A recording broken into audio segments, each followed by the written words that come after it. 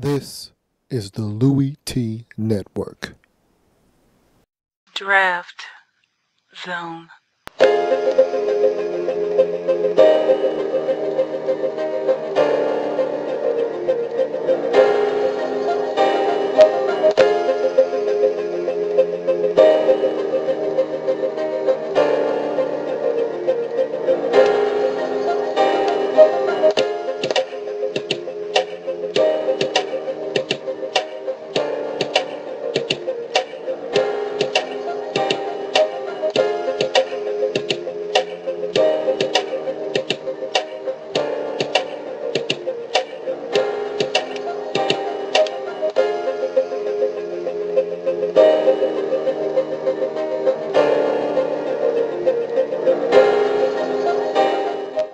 Draft Zone.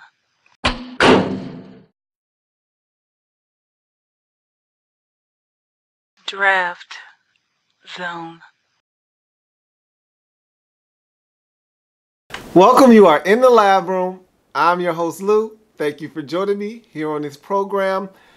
2014 NFL Draft Zone, first round quirks. And these are things that I wanted to get out in the public eye and kind of explain quickly. Of course, the mock draft is one of them. I received mock drafts from many of you out there. I wanted to kind of give you an update as to how everyone did, including myself. And I also wanted to look at the first round and put a bow on the first round, kind of go over some things that this first round was so exhilarating. I wanted to kind of get in depth with the first round. So I'll do that quickly and get out of here, and we'll move on and go from there. So first things first, mock draft. I talked so much about this mock draft. I put mine out a month early, and I said that I wasn't going to change it. If I had changed it, I still wouldn't have done that well. I mean, I got 3 right, okay? I got 3 right. Everybody should have gotten the first pick right. For those of you who didn't, you went out on a limb, probably picked Khalil Mack or somebody like that. You should have been off the Blake Bortles train at 1 by now. I mean, that train has long gone, left the station a long time ago, and we all knew that train was not coming back.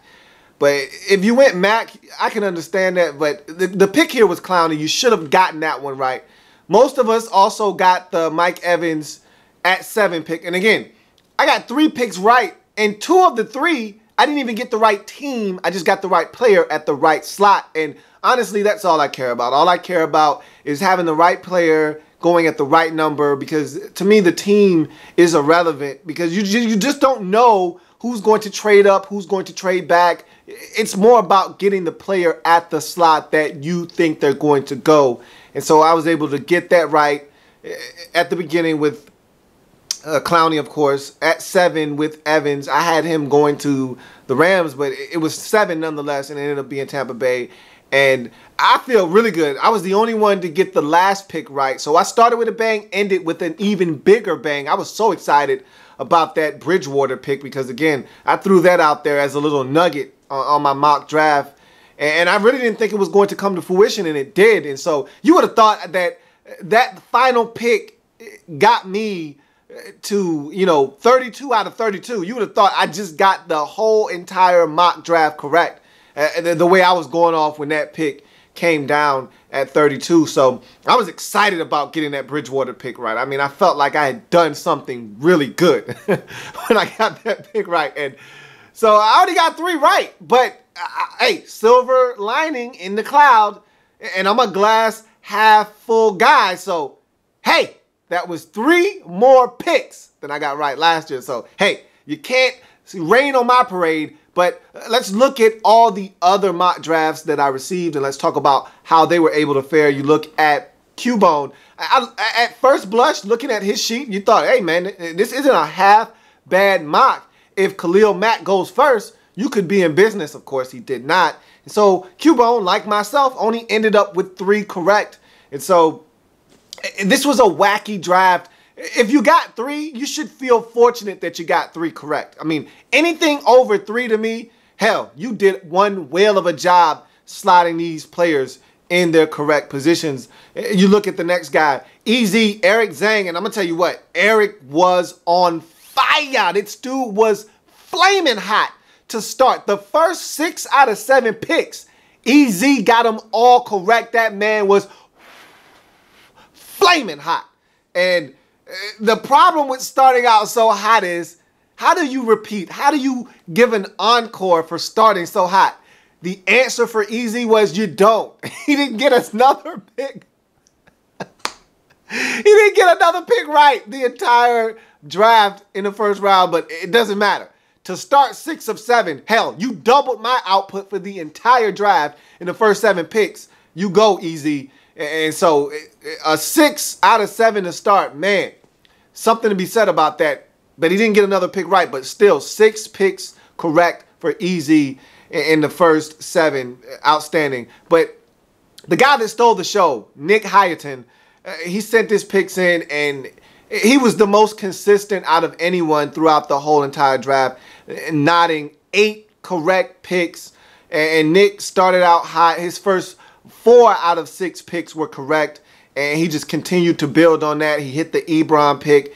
He was the only one to hit Fuller to the Bears at 14. That was a heck of a pick by Nick. Verrett, and he finished up with Benjamin going to the Panthers at 28. So he had an outstanding mock draft, got a quarter of the picks right, the only person to send in his picks. Out of 9 total mock drafts that I had in my possession, he was the only one to hit on a quarter of the picks. Outstanding job by Nick Hyaton. He got 8 correct picks in the 2014 first round mock draft. Orbit Mint, much like myself and Cubone, only had 3 picks. He got the Bortles pick right, which many of us weren't able to do. He landed that pick correctly, but he only had Clowney and Verrett thereafter. So you've got 3 for Orbit Mint. Star-Lord, he started out with a bang, much like Eric Zhang. He started out 6 of the first 7 correct. He was able to land 1 more. You know, unlike Eric, he was able to land 1 more. Kelvin Benjamin to the Panthers at 28. However, still fell short of Nick Hyaton's 8 right selections. He got 7. But Star-Lord, excellent job, my man. You fell 1 short of coming up big in this mock draft challenge. But once again, Nick Hyaton was outstanding with 8. Star-Lord not far behind with 7. So these guys got off to some hot starts. I mean, to me, if you didn't have trades going on like I did, then I think it's easy to get the second pick right. I think if I would have not done as many trades, I think I would have had 5 right. And so it's not like if I would have upgraded my mock draft and done it a week before the draft. It's not like I would have, you know, stole the show and had 9 or 10 right. I only would have had 5. I would have gotten Greg Robinson, because I think if you had been watching this process, Greg Robinson to the Rams, if they don't trade out of that pick, was essentially a lock. And so that to me was one that I would have definitely gotten right had I not made all these trades. So I think that's something that a lot of people should have gotten right. And I didn't get it right because I traded that pick, but that easily could have went the way that I would have mocked it if I wouldn't have done the trades. But Star-Lord, 7 picks correct. Great job. Flash was talking so much trash. My man Flash was like, hey, I'm going to have a perfect mock, which he was being facetious, but it doesn't matter. He was talking so much garbage, and he's like, I'm going to do this, and I'm going to do that, and I left no room for error, and he only got 2 right. Of every sheet that I received, he only got 2 right. He did the worst of everyone, including myself. So, Flash, I want you to hang your head in shame. Shame on you, Flash. You only got 2 correct picks. You look at Atson. Atson did not do bad looking at his sheet. I'm scanning it. 6 correct picks for Atson. And he was pretty consistent. Had a slow start. That's what really ate him up. He went with the Mac to Houston pick as the beginning of his mock draft kind of sent him into a struggling start. However, he rebounded after that, gathered his wits, and was able to finish up pretty strong. 6 right for Atson.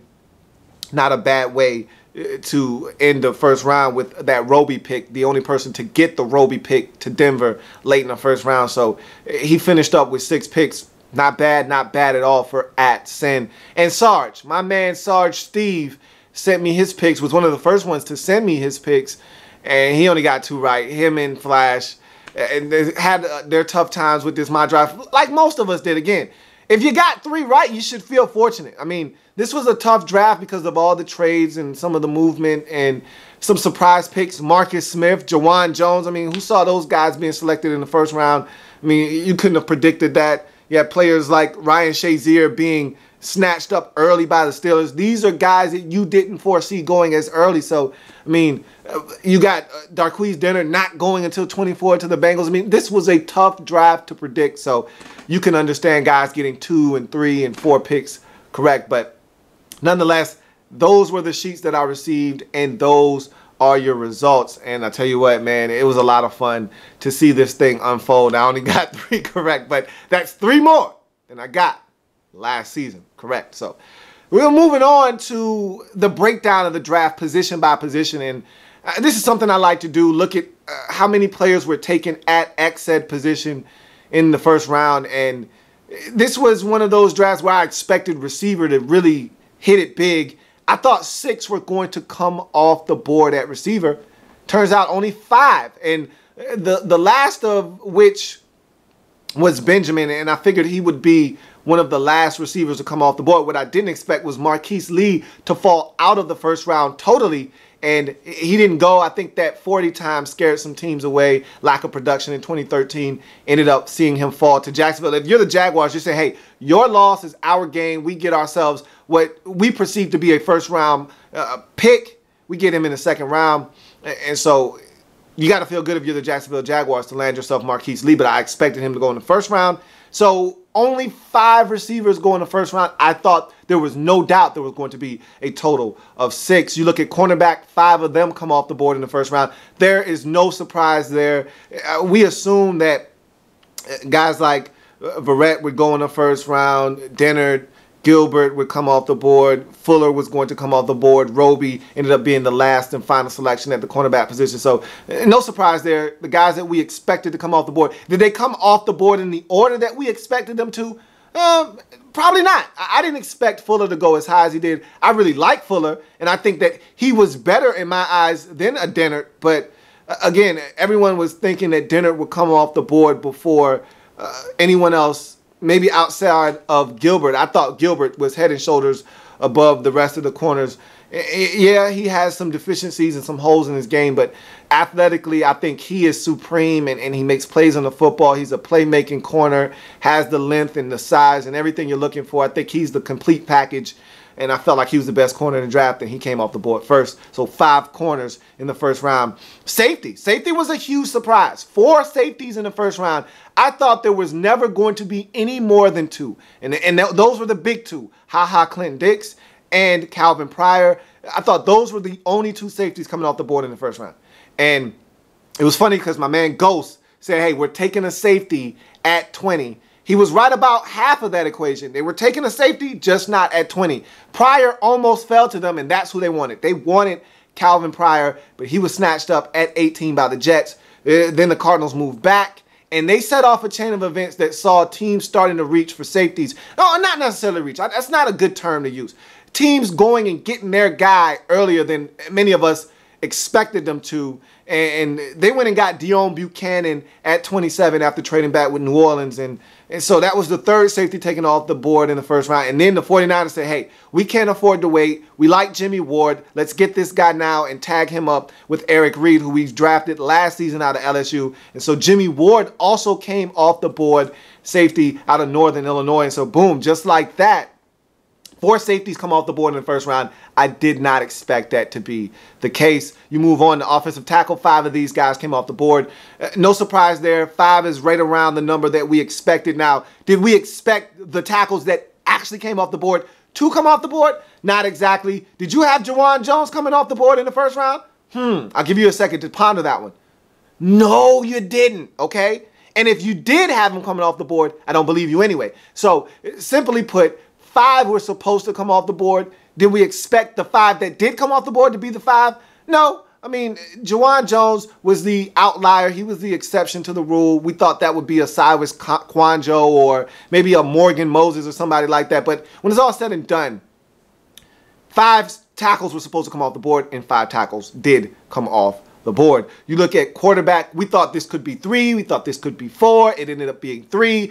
I thought that Derek Carr could sneak into the back half of the first round. He did not. He ended up going early in the second. So Johnny was supposed to go in the first round. Thought he was going to go in the first round. He did go in the first round. Blake Bortles, I think he surprised many by how early he went, but we thought he was going to be the first quarterback, if not first, definitely second to come off the board. And then, of course, Teddy Bridgewater, I thought he was going to be a first-round pick all along. I didn't think there was any way he could sneak into the second round, but it was close. It went to the wire, but up came the Minnesota Vikings and got their man at 32. So 3 quarterbacks come off the board in the first round. You look at defensive end. Here's a position that I didn't think would get more than 2, and they ended up getting 3. You could argue that it's 2 because Clowney is definitely considered a defensive end, but he's going to be a hybrid. And D Ford is a defensive end, but I think he's going to be a linebacker, but he's classified as a defensive end. And so is Marcus Smith, another defensive end out of Louisville that is probably going to be an outside linebacker in that Eagles 3-4 defensive front, but he's also classified as a defensive end. So 3 defensive ends come off the board. I expected it to be more like 2. And so that was a little bit of a surprise. Marcus Smith, didn't expect him to go in the first round, but the guy has talent. There's no denying nor mistaking that. And so you can justify the pick there by the Eagles. That's their guy. They went and got their guy when they felt like they needed to get their guy. And so 3 defensive ends come off the board in the first round. Did not see that coming. You look at defensive tackles.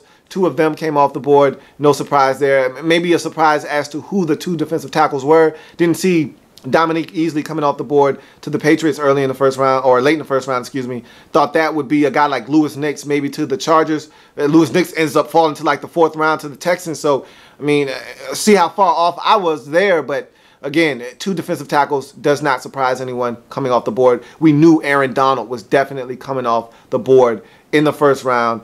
We thought maybe Timmy Jernigan or somebody like that could sneak into the first round. Did not happen. Ended up being Dominique Easley. You look at linebacker, 4 of these. Again, no surprise here. You expected 4. You thought it could easily be 5 if another guy decided to sneak into the mix. But you knew Shazier, you knew Mack were going to be locks for the first round. You also throw C.J. Mosley in there. You knew he was coming off the board. So you knew the linebacker position was going to fill it up, and they did. 4 linebackers coming off the board. And tight end, only 1. And there was only 1 first-round grade tight end, first-round worthy tight end, and that was Eric Ebron. He came off the board, ended up being a top 10 pick. And so he was the one crowning jewel of the tight end position in this draft. He came off the board. Some people had Jason Merrow and ASJ sneaking in the bottom of the first round. I never did. I didn't think ASJ or Amaro or any of those other guys were worthy of a first-round selection, and neither did the other 32 teams in the National Football League. So you have your 1 tight end in Ebron as your sole tight end in the first round. So those are things that I really wanted to talk about. Let's quickly gloss over surprises, best value, and all that stuff in the first round, and then we'll get out of here quickly. I think the surprise, the biggest surprise, I think is a 2-way tie. Marcus Smith, Eagles, and Juwan Jones, tackle Dolphins at 19. For me, the Jones pick isn't as big a surprise because they needed a right tackle, and I told you, it was going to be offensive line, best player available. In their minds, they needed a tackle, so they went and got the guy that they thought was the best available tackle at the right side on their board. I don't have a problem with that. Best player available offensive line-wise to me was Xavier Su'a-Filo at the time. And so I thought that's where they would go, but maybe they felt like that was a bit of a reach. Maybe they felt like, hey, we don't want to take a guard this early. We prefer to take a tackle. So, look, I don't have a problem with it. They got their guy. No qualms here about that from me. Just a bit of a surprise. Did not see that coming. I didn't have Juwan Jones, nor did I see him on not a single mock draft anywhere. So that's just kind of goes to show you and kind of hammers home the point that this guy was not on anyone's first round radar. You look at Marcus Smith. To me, this was a bigger surprise than Jones because Marcus Smith has first round talent. Again, this guy got 13.5 sacks last year. He was a menace in Louisville. But however, I still felt like there were other players on the board, and the Eagles, you could tell they were drafting specifically for a need. They targeted a specific player that they felt like could come in and help them get pressure on the quarterback. And so this was a specific need, not a best player available. This was a specific need, and we're targeting best player at a specific position for what we're looking to do on the defensive side of football, more specifically getting after the quarterback. And that's how Marcus Smith ended up being a first-round pick for the Eagles. So to me, those two were the biggest surprise of the first round. Best value to me, easily, the Oakland Raiders at 5 getting their hands on Khalil Mack. I did not see the Raiders getting their hands on Khalil Mack at 5. I just ultimately didn't think the Raiders had a shot at getting their hands on Mack. I just didn't see him getting past Jacksonville at 3. I mean, he could easily have went 1. You could have seen someone trading up for him at 2. I thought there was no way he'd get past Jacksonville at 3. But once he cleared Jacksonville, I said the Browns don't have a use for him at 4. Maybe someone is desperate enough, hungry enough, thirsty enough to come up to 4 and get him from Cleveland. But at the end of the day, the Raiders were able to stand pat at 5, and they get their man in Khalil Mack. To me, that was great value. Also, Aaron Donald to the Rams at 13 was excellent value. But again, I think you can't get better value than what the Oakland Raiders did with Mack at 5. I think he's easily a top 3 talent. He ends up going to 5 at the Raiders. What about Darqueze Dennard? I mean, that's an honorable mention in this category. 24 to the Cincinnati Bengals. I mean, here's a guy that we talked about throughout the process as a top 15 pick. And here he is sliding all the way to around, 23, 24, I believe. The Bengals were 24th in this draft, and they get their hands on Darqueze Dennard. I think that's excellent value as well if you are the Cincinnati Bengals. I mean, they turned that card in with the quickness. I mean, they swiftly got up, turned that card in, and made him a Cincinnati Bengal, and you cannot blame them for doing that. And so, great value. Those are the picks that I saw in the first round. Who had the best first round to me? I love what the Rams did. I think they got a lot of great value in Robinson and then doubling up and getting Donald to help really fortify that defensive front. But to me, I don't think you can get better than what the Cleveland Browns were able to accomplish. You trade back, you pick up, and look, and we're just talking strictly 2014, then the Rams win. But I'm talking about the totality of what they were able to accomplish in the first round. Not only do you get a stud in Justin Gilbert to tag up with Joey Snatches at the cornerback position, and you traded back to do so, picked up, and this is the kicker for me, they picked up a first-round pick in 2015. Not only did they get 2 players that are going to start, that are going to have an immediate impact in 2015, in 2014 for this football team, in Justin Gilbert and the face of the franchise QB in Johnny Football, but you also were able to pick up a 2015 first-round pick. And if we know the Buffalo Bills, like we know the Buffalo Bills, no one misses the playoffs like the Buffalo Bills. That's going to be a top 10 pick, most likely. I mean, the Bills are usually 7-9, 6-10, 5-11. That's going to be a top 7 pick. I mean, damn, you just landed yourself. Most likely, and again, the Bills could surprise us all, go 10-6, make the postseason next year. Who are we to judge? But I'm just going off of past history. The Bills haven't made the postseason since we were partying like it's 1999. And so what evidence is there to think other than the Bills are going to be a top 10 pick, which means the Browns are going to find themselves in the top 10 next year. And the Browns usually stink, and they're usually in the top 10. They could have 2 top 10 first-round picks next year when it's all said and done. So for me, because of that, in addition to getting Gilbert, in addition to getting Manziel, Browns to me had the best first round of any team available. Now, looking back on their situation, knowing what we know now about, Flash Gordon and his situation, damn, they should have took Sammy Watkins at 4. And I know they had to have known this was looming and that this was coming. They knew. This wasn't a surprise that was sprung on them, prior to day 2 of the draft. They knew exactly what was happening. They knew what was looming over their head. They should have taken Sammy Watkins, and all of that controversy would have went away, but they have a plan. They're sticking steadfast to that plan. I just hope they know what they're doing. But For some strange reason, I trust Ray Farmer. Don't ask me why. I don't know why. Stop asking. I just trust Ray Farmer. So, that's going to do it for the first round of the 2014 NFL Draft. I'm done talking about the first round. We're going to move on now. And so, if it happens in the National Football League, whether big or small, we cover it all here in the Lab Room. I thank you for joining me. Going to break down day 2 of the draft, and then we're going to start getting into these team-by-team breakdowns that I like to call the draft wrap-up series. So we'll see how that all shakes out. Try to get these videos out as soon as possible so that we can kind of hasten the process. So we'll see what happens. Thank you for joining me. Have a good one. I'll be back very, very soon. Like the content? Want more?